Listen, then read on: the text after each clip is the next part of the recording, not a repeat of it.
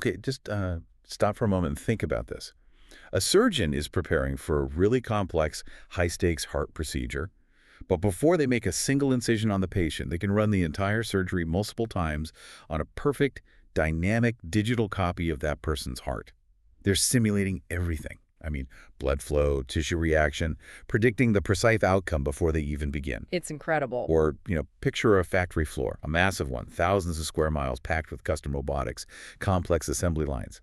And the engineers want to test this radical new workflow, but doing it physically. It would cost millions, halt production for weeks. Impossible, really. Right, so instead, they just reorganize the entire factory in a virtual space. They can run thousands of tests in, a single afternoon?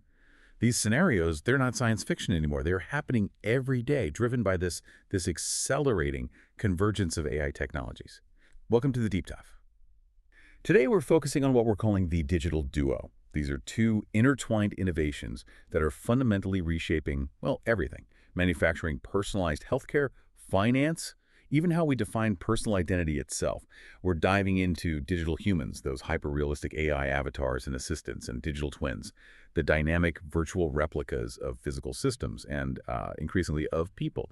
And the sources we've pulled together for you today are frankly stunning. This isn't just theory. You've got hard, real-world data from global powerhouses like the Mayo Clinic, Foxconn, JP Morgan, Deutsche Telekom, BMW. All the big players. Exactly. Yeah. And crucially, we also have this groundbreaking academic research that's defining the future of personalized medicine and really tackling the urgent ethical and legal debates around digital identity. So our mission today is simple. We're here to be your expert guides to unpack these sources and deliver the essential knowledge you need. It's a rapidly evolving landscape, and we want you to be absolutely well-informed. I mean, let's unpack this. The potential here from solving a customer service issue instantly to literally mapping out your personal health future years in advance, it's just transformative. It really is. And what's so fascinating to me is how quickly these tools have hit critical mass. They've just blown past the experimental phase. They're not niche novelties in some tech lab anymore. They're becoming necessary, scalable solutions you have to stay competitive. In every sector. Every key sector. Yeah. Whether you're in a high-tech manufacturing environment or the highly regulated spaces of medicine and finance, this tech is, it's becoming the new foundational infrastructure. Okay, so we should probably start with some clear definitions, because digital humans and digital twins, they're related, but they do serve two pretty distinct functions.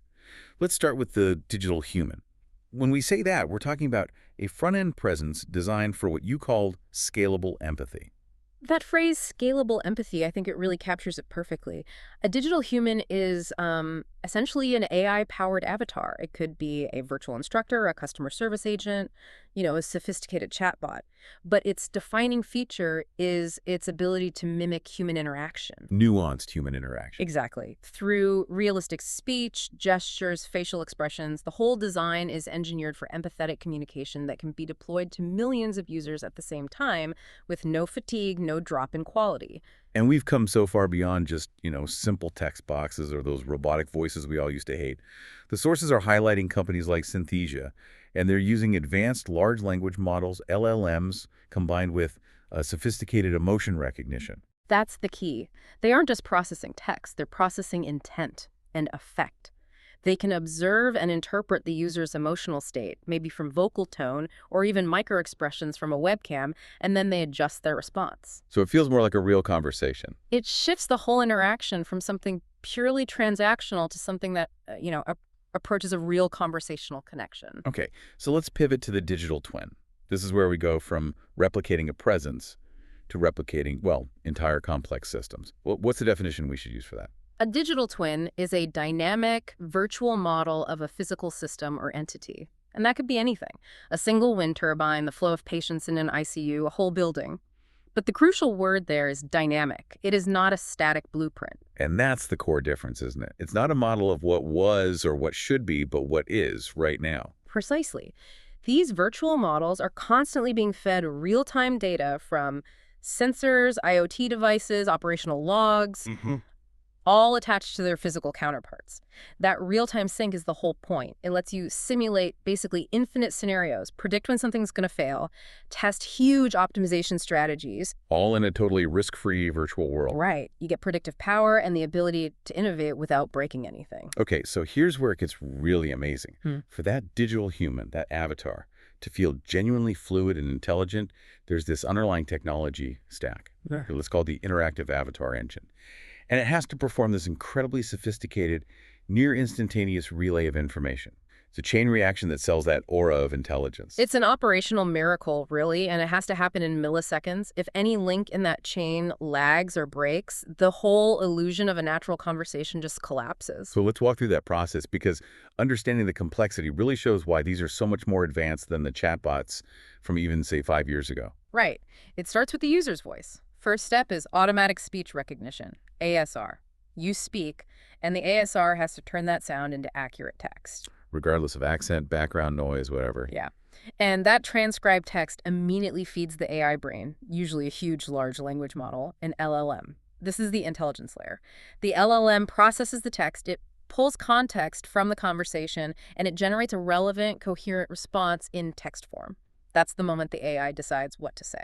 And once it has that text, it flips back into the presentation layer. Text-to-speech, TTS, takes the text and creates a synthetic voice. But just speaking the words isn't enough, not by a long shot. Not to sustain the illusion, no. Absolutely not. The final critical piece is the real-time animation engine.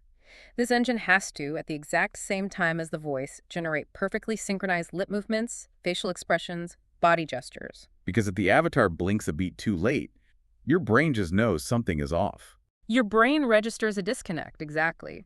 That whole sequence, from you speaking to a fully animated spoken response, has to happen so fast the user just perceives it as fluid. That's the only way to avoid that uncanny valley lag. And as sophisticated as that whole engine is, the sources suggest the next big frontier isn't just about speed, it's about mastering nonverbal cues. That's the real path to scalable empathy. So much of human communication is nonverbal. You know, a slight shift in posture, a head tilt, an eyebrow raise that says, "I'm confused." Right now, a lot of avatars are just focused on the words. Exactly. So the goal is for the avatar to become a better listener, to, read the room. So equipping it with computer vision, tone analysis, that kind of thing. Precisely. So it can recognize those subtle emotional shifts in the user. And then, and this is the hard part, it has to respond appropriately with its own nonverbal signals. A reassuring nod, a look of concern. Achieving that level of synchronicity is what will really deepen the sense of immersion. It lets the avatar go from being just an interface to, well, a truly relational agent. Okay, so now that we've got the mechanics down, let's look at these technologies in the wild. And we should start with manufacturing. This is probably the most dramatic application. The goal here is, it's nothing short of radical efficiency, eliminating costly physical trial and error. And in sectors where you're spending billions on machinery and plants, the ability to test and refine workflows virtually is a huge financial advantage. Digital twins are fundamentally changing the economics of industry. Our sources gave a prime example with Foxconn, one of the world's biggest electronics manufacturers. They didn't just model a single part. They built an entire virtual factory inside Nvidia's Omniverse platform. And that's a key detail. Omniverse isn't a game engine. It's a platform built for industrial-scale simulation. It integrates physics, materials science, robotics. And Foxconn used it to optimize the layout for manufacturing Nvidia's Blackwell systems, right? Exactly. They could run these simulations to see how the robots would collaborate, where the collision risks were, what the most efficient placement for machinery was. They could test millions of different combinations. So instead of spending months physically moving multi-ton machines around, they perfect the whole workflow in days. And they know, with high confidence, what the peak performance layout is. That's a direct line to reducing waste and getting to market so much faster. And it's not just for these massive systems. Siemens uses digital twins to simulate energy consumption on a more granular level. Right. By understanding the precise energy signature of every component, they can make immediate changes that lead to measurable cuts in waste and boost their sustainability metrics. It proves you can optimize on both the macro and the micro scale. We also have to remember the workers. The sources talked about how BMW integrated the human element into their strategy. Yes, BMW's virtual assembly line twin for their electric vehicle production. It wasn't just about the machines. They used the twin to simulate worker movements. So they could identify ergonomic issues. They could design them out before the physical line was even built. It improved efficiency while also protecting employee health and reducing workplace injuries. That's a really strategic use of the technology. And to support those workers, you have digital humans guided by augmented reality AR. This is tackling the training challenge. Think about how complex it is to maintain a state-of-the-art robot. Traditional training is slow, expensive, and it can even be dangerous. So with an AR headset. A technician sees the machine, but it's overlaid with instructions from a digital human assistant. It's an AI-guided simulation that lets them practice and fail safely. They learn faster, and they retain the skills better than if they just read a manual. It cuts training costs and creates a more competent workforce. Okay, let's switch gears to customer service. This is probably the most visible application for digital humans, delivering on that promise of always-on agents. And this is where you see immediate quantifiable benefits. It's a triple win. You get scalability, personalization, and you free up your human staff for more complex work. Right, so the humans aren't stuck answering the same 10 questions all day. Exactly. They can focus their skills on the truly complex, high-value customer issues. We saw an example in Denmark with a company called Krifa. They deployed a digital human receptionist named Aida. And their feedback speaks directly to that augmentation theme. Aida handled all the routine inquiries, which improved customer engagement because it was instant. But the internal value was in job satisfaction for the human employees. Dramatically higher job satisfaction. They weren't burdened by monotonous tasks anymore. They could focus on the rewarding parts of their jobs. And the financial impact is just staggering. Deutsche Telekom reported an increase in sales conversions by 5.6 times. 5.6, and they cut cart abandonment by 9%. That 5.6x figure is profound. It suggests that in many cases, these interactions aren't just adequate substitutes, they're actually superior. Why do you think that is? Because the digital assistant can instantly access vast product knowledge, personalize recommendations faster than a human, and it maintains perfect consistency and patience 24/7. When the AI experience is fast and effective, customers clearly prefer it. And we're seeing this across other industries. NatWest's AI avatar, Cora, handles banking queries. Customers actually said they preferred her over traditional chatbots. Even in hospitality, Hilton has their robot concierge, Connie, helping guests. The key is context and usability. They handle the high-volume, low-complexity tasks exceptionally well, saving human intelligence for the unique challenges. Moving to finance, the digital duo is working on two critical tracks. One is scalable advisory. The other is massive risk management. On the advisory side, you have the digital humans. Bank of America's Erica and NatWest's Cora are giving customized AI-driven financial guidance. Insurers are using avatars to simplify the claims process. So they're blending empathy with efficiency. Exactly. But the real systemic power comes from the digital twins, especially in risk management. That's where the big money is protected. For sure. JP Morgan uses a highly sophisticated risk digital twin. It's constantly being fed real-time market data, regulatory changes, economic indicators, and they use it to simulate worst-case scenarios. So they simulate a market crash. What's the advantage of that? It's proactive, risk-free stress testing. By running these crisis simulations, they can develop hedging strategies, find vulnerabilities, and model their response before a real disaster strikes. It shifts their posture from reactive to resilient. And the sources also cited Accenture using digital twin platforms to help banks modernize their legacy IT systems. Yeah, many big banks are still running on these ancient, complex mainframe systems that are incredibly hard to update. So Accenture builds a twin of the old system. They build a twin of the legacy infrastructure to model the entire modernization process. It ensures the new systems integrate perfectly without disrupting current operations.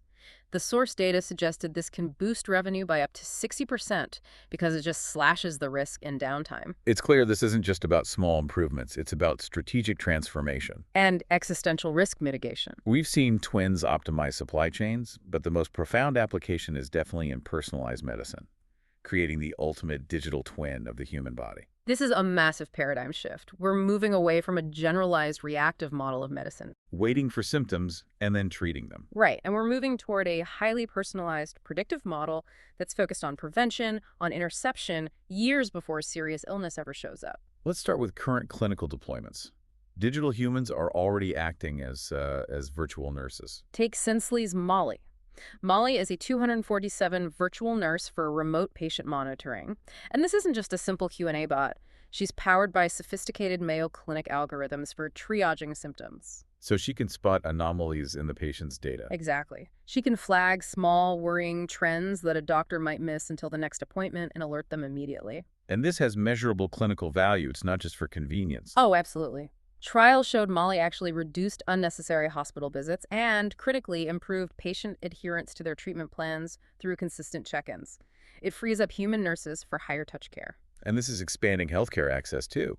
Ping and Good Doctor uses AI-powered digital doctor avatars for on-demand consultations. And then you have the surgical precision side. The researchers at Johns Hopkins have moved way beyond general modeling. What does that look like in practice? They create patient-specific digital heart twins. They feed the model with an individual's MRI scans, their electrophysiology data, their medical history. The result is a high-fidelity replica of that specific patient's heart. So they can simulate complex treatments, like for arrhythmias. Precisely. Before the surgeon even goes into the OR, they can use the twin to simulate different treatment approaches, seeing in real time how that unique heart will respond. It significantly improves surgical precision and leads to better outcomes. The sources also detailed how twins are being used to optimize the infrastructure of healthcare itself. Yes, the UK's NHS piloted a digital twin for 2 hospitals to optimize bed allocation and patient flow. By running simulations based on seasonal demand, they could predict bottlenecks and suggest adjustments. The goal was to dramatically reduce ER wait times. Okay, now let's do that deep dive we promised into the most cutting-edge research, creating a full, predictive digital twin of a person's entire health trajectory. And this is all about the Human Phenotype Project. This project from Professor Aaron Segal's lab at the Weizmann Institute is just monumental, not just its size, over 13,000 people, but its depth, tracked over 25 years. This is about generating longitudinal data on a scale that completely redefines personalization. And we need to stress the scope of the data collection here. It's not a yearly checkup. They're covering 17 different body systems. But What does that really involve? it means they're moving way beyond superficial markers. They track everything.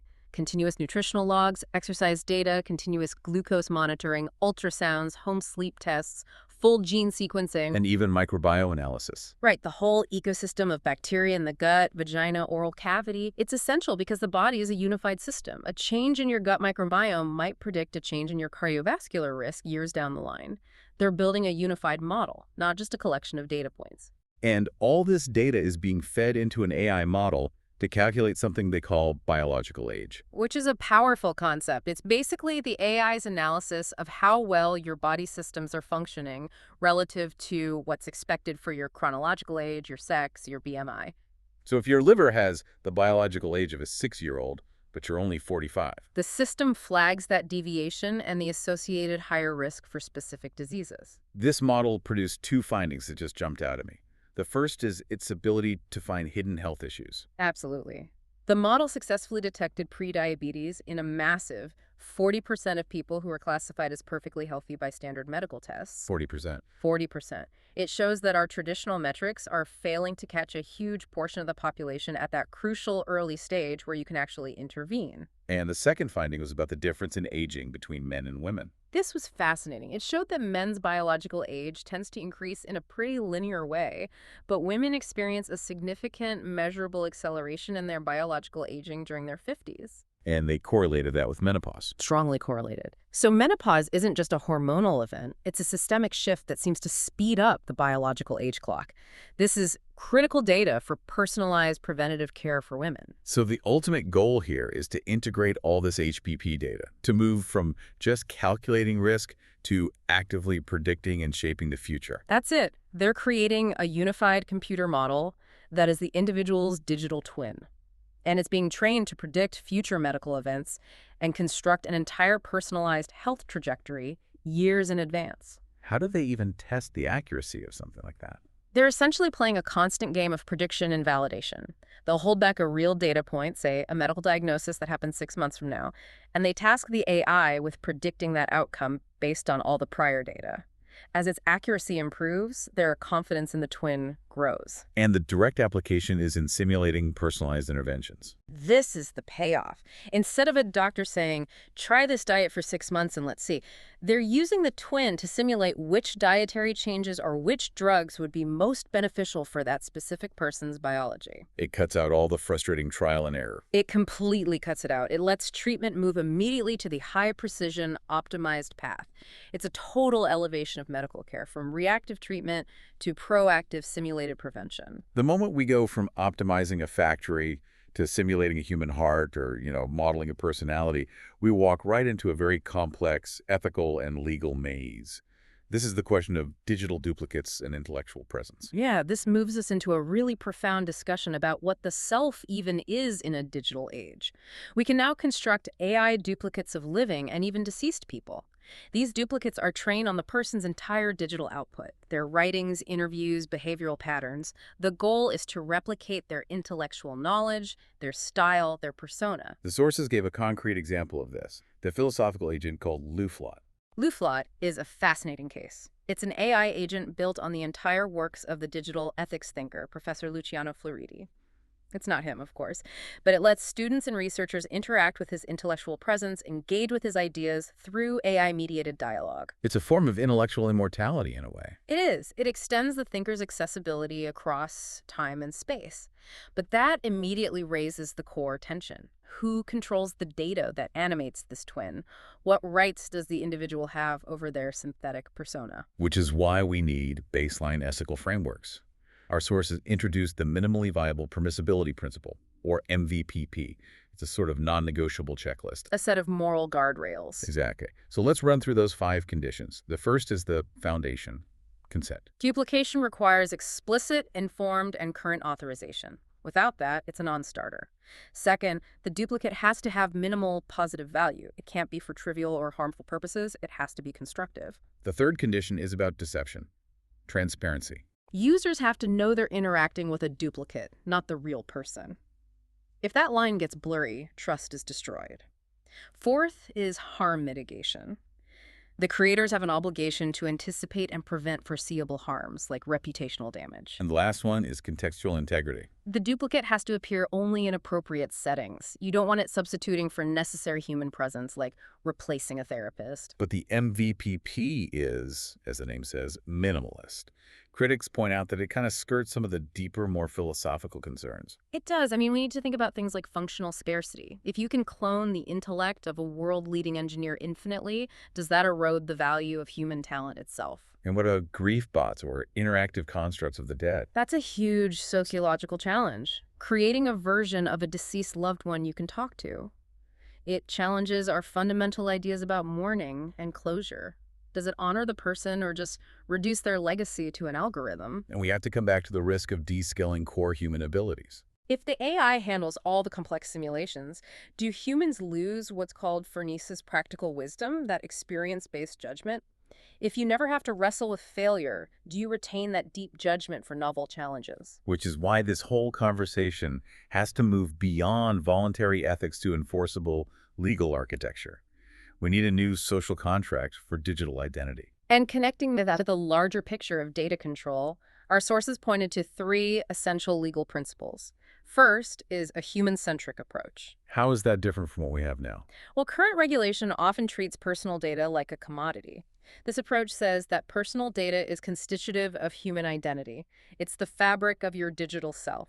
So the individual must be the primary steward of their data, with tools to control its use. The second principle is about system design, private by default architecture. This is a huge shift. The system should assume all data is inaccessible unless the user explicitly opts in for a specific purpose. It aligns with data minimization principles in the GDPR and the EU's AI Act. The design itself enforces privacy. And the final, and maybe most important principle, is the principle of data dominion. This is about ultimate enforceable ownership. It grants individuals the rights to exclude others from using their data, to authorize specific uses, and critically, to benefit from the financial value their data generates. Unauthorized duplication should be treated as what it is: identity theft. That sounds ambitious, but the sources gave a real-world example of a company trying to do this right now. native AI. Native AI creates over 300 million anonymous consumer personas, digital twins, from billions of real data points. It lets Fortune 500 brands simulate consumer feedback instantly without slow, expensive focus groups. And their entire business model depends on trust. Precisely. They built it to be privacy first. They use strict consent protocols. All the underlying data is encrypted, anonymized, and masked before it's ever processed. They know that if they violate that trust, their license to operate is just gone. The CEO of native AI had a great quote, "Trust is our license to operate." It shows that ethical deployment isn't a compliance burden anymore. It's the precondition for market survival in this new age. So looking forward, the expansion of this digital duo is just accelerating like crazy. Let's talk scale. The projections are staggering. The digital human market alone is predicted to hit $530 billion by 2030. Wow. That signals a ubiquity that's hard to overstate. We're heading toward a reality where digital humans will be virtually indistinguishable from real humans, and where immersive digital twin metaverses will be created specifically as decision-making environments. Which brings us back to that crucial question for every worker. What happens to the workforce?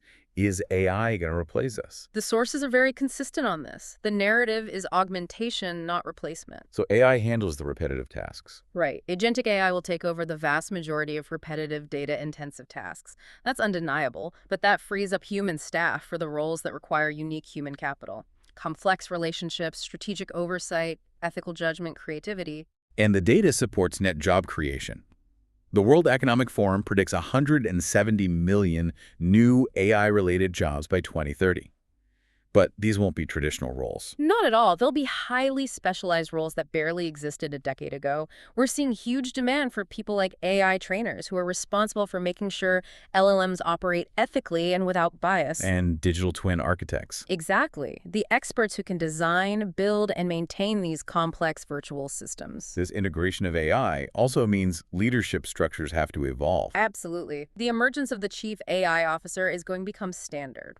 And this isn't just an IT role. It's a strategic leader tasked with overseeing the ethical framework and transparent use of AI across the entire company. But the biggest challenge this presents to the individual worker is just the speed of obsolescence. The half-life of knowledge is shrinking. I mean, think about it. The technical skills of a data scientist today might be obsolete in less than 5 years as the underlying AI leaps forward. That old mindset of train once for a job is completely unsustainable. So the mandate is clear. You have to train constantly for a changing job landscape. And organizations have to prioritize that. We might start seeing more frequent mid-career sabbaticals that aren't for rest, but for intensive upskilling in AI technologies. It's a societal investment we have to make to maintain a competent workforce. So this deep dive into the digital duo has really revealed a world undergoing this dual fundamental transformation. On one hand, you have the power of digital twins optimizing massive physical systems, slashing waste in virtual factories like Foxconn's, ensuring peak performance in places like NHS hospitals. And at the same time, the rise of digital humans is scaling empathy and expertise, whether it's through AI medical monitoring like Molly or providing instant effective customer service like at Deutsche Telekom. I think what we've concluded is that the long-term success of this whole human AI ecosystem, it depends less on the next tech breakthrough and a lot more on how well we embed those ethical and legal structures like data dominion that prioritize individual dignity and preserve critical thinking. So, what does this all mean for you?